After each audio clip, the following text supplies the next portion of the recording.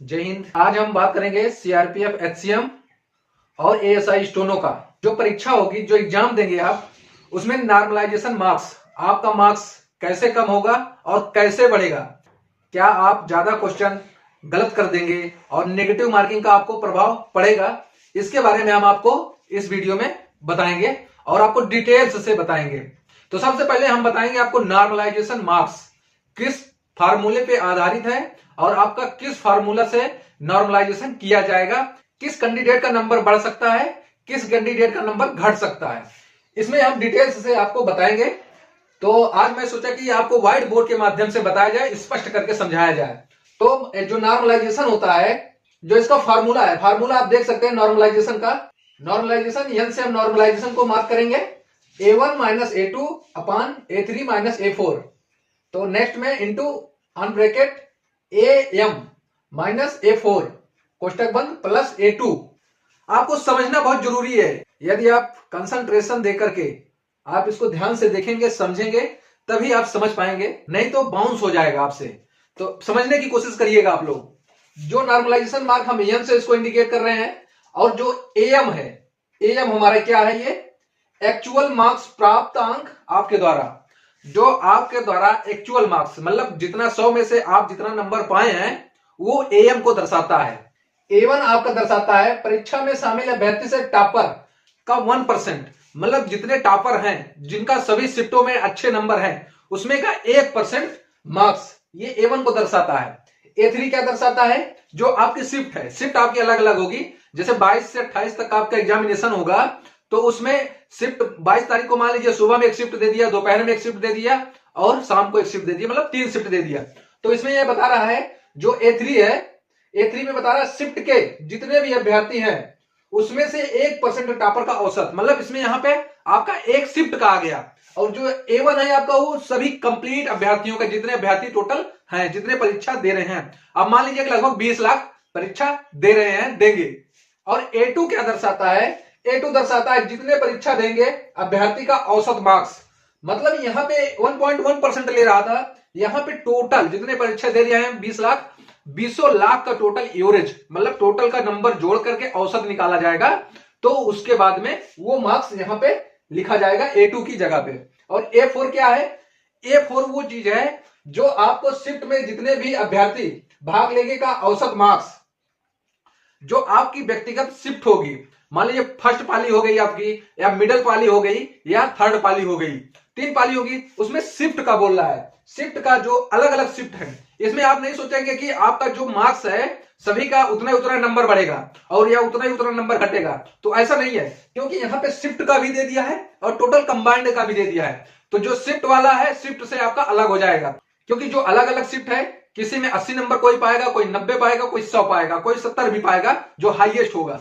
तो उसी प्रकार से शिफ्ट का दे दिया है। तो हम इस फार्मूले पे बात करेंगे और आपको इस फार्मूले पे रख करके आपको बताएंगे। हम मान के चल रहे हैं कि जो परीक्षा देंगे वो 20 लाख अभ्यर्थी होंगे। अब ऐसे समझ लीजिए आप, जो आपके सामने दिख रहा है, जो A1, A2, A3, A4, AM, A4, A2 किए थे हम।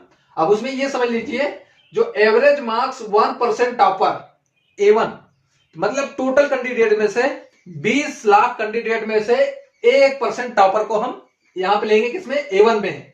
और average marks 1% topper shift wise जो A3 है, तो उसमें हम किसका लेंगे, जो अपनी अपनी अलग अलग शिफ्ट बनाई गई है, जिस शिफ्ट में आप होंगे। और जो average marks of all candidate, average marks of all candidate का मतलब टोटल 20 लाख का एवरेज मार्क्स, टोटल जितने परीक्षा देंगे दिए हैं। Average marks of shift wise candidate A4, जो आपकी शिफ्ट में जितने कैंडिडेट मार्क्स पाए होंगे उनका एवरेज। उसके बाद यहां पे आ जाएगा आपका मार्क्स, जो AM दिए थे वो आपका मार्क्स है, ठीक है, आप कितना मार्क्स प्राप्त किए हैं। और यहां पे एवरेज शिफ्ट, आपके जो शिफ्ट का एग्जाम दिए हैं, आप जो एग्जाम दिए हैं, जो A4 है, उसका एवरेज मार्क्स क्या है। तो यहां पे आपका आ जाएगा, यहां पे आपका आ जाएगा all candidate average marks. All candidate average marks का मतलब है जितने भी कैंडिडेट टोटल एग्जामिनेशन दिए हैं उनका एवरेज मार्क्स, ये है आपका A2। ये वाला आपका यहां आ गया, प्लस हो जाता है। तो ये आपका फार्मूला है। अब हम आपको इस पे एक एग्जांपल देंगे कि मान के चलेंगे कि इस व्यक्ति का इतना नंबर है। अब हम उदाहरण के तौर पर देख लेते हैं। जैसे अगर 20 लाख टॉपर का 1% का औसत मार्क्स 80 है, ये 80 आपको दिख रहा है, और कुल 20 लाख का औसत मार्क्स मतलब 20 लाख परीक्षा दे रहे हैं तो उनका औसत मार्क्स 50 है, ठीक है। और उसके बाद किसी भी शिफ्ट का औसत मार्क्स जो एवरेज मार्क्स है वो 70 है, और उसी शिफ्ट का औसत मार्क्स 40 है। और शिफ्ट और टोटल में अंतर है, ध्यान दीजिएगा। शिफ्ट का मार्क्स और टोटल कुल का मार्क्स वो अलग से बताया गया है। और आप मान लें, जो आप सामने देख रहे हैं स्क्रीन पे, आप हमें देख रहे हैं, तो मान लीजिए कि आपका नंबर ये 60 है। जब ये 60 है तो हम किस पे रखेंगे, हम इस वाले फार्मूले पे हम इसको पूरा रख देंगे, ठीक है। ये फार्मूला जो आपके सामने दिख रहा है, आपको यहाँ पे दिख रहा होगा, ये A1 है। कहां पे रखा जाएगा ये आपको पता होगा। यहाँ पे A1 को रखेंगे, A2 यहाँ पे आएगा, A3 यहाँ पे आएगा, A4 यहाँ पे आएगा, AM यहाँ पे आएगा, A4 यहाँ पे आ जाएगा, उसके बाद आ जाएगा आपका A2। तो हम चलते हैं, अब आपको उस फार्मूले पे रख के बताते हैं कि आपका कितना मार्क्स आएगा, और घटेगा मार्क्स की बढ़ेगा।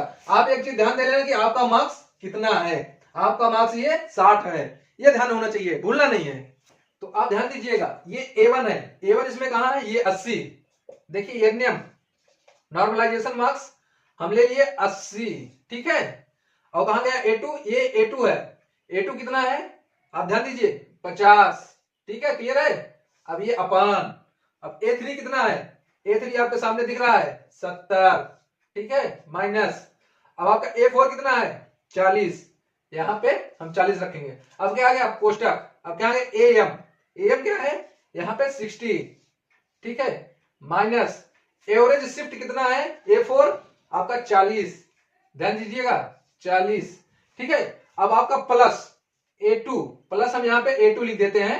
A2 कितना है, A2 आपका है 50, ये आपका 50 हो गया। तो अब हम इसको क्या करेंगे, ये 80 में से 50 घटाएं कितना हो जाएगा 30, और यहाँ 70 में 40 घटाएं कितना हो जाएगा 30, फिर कोष्टक में 60 में 40 घटाएं कितना हो जाएगा 20, इसके बाद में प्लस ये हमारा 50, ये हमारा हुआ तब 30 कट गया तो एक ही आएगा। एक का कोई मतलब नहीं होता है, जानते ही आप, महत्व तो होता है, लेकिन जब उसके पहले जीरो काफी लगा, उसके पहले एक लगा दिया जाए तो यहाँ पे ये हो गया।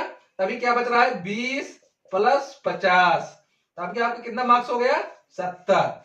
आपका यहाँ पे 60 है, यहाँ पे आपका मार्क्स हो गया 70। तो क्या होगा नॉर्मलाइजेशन में आपका, तो क्या हो गया नॉर्मलाइजेशन में 60 से आपका बढ़कर के कितना हो गया प्लस 10 हो गया, आपका हो गया टोटल 70 मार्क्स। तो अब आपको ये बता देता हूं, जो ये मार्क्स बढ़ा है किस बेस पे बढ़ा है। आप जिस शिफ्ट में परीक्षा दे रहे हैं उस शिफ्ट का जो औसत मार्क्स होता है 50 जैसे मार्क्स है औसत मार्क्स, अगर आपका मार्क्स उससे ज्यादा है तो नॉर्मलाइजेशन में आपका नंबर ऑटोमेटिकली बढ़ जाएगा। आप यहां देख सकते हैं your marks oblique your average shift, तो इससे आपका ज्यादा नंबर होगा तो नॉर्मलाइजेशन में भी यहां पे जुड़ रहा है तो आपका नंबर बढ़ जाएगा। अगर इससे आपका नंबर कम है, यहाँ पे एवरेज नंबर मान लीजिए 50 है और आपका मान लीजिए नंबर 40 है, तो आपका मार्क्स यहाँ पे घट जाएगा, ये ध्यान देना है जरूर।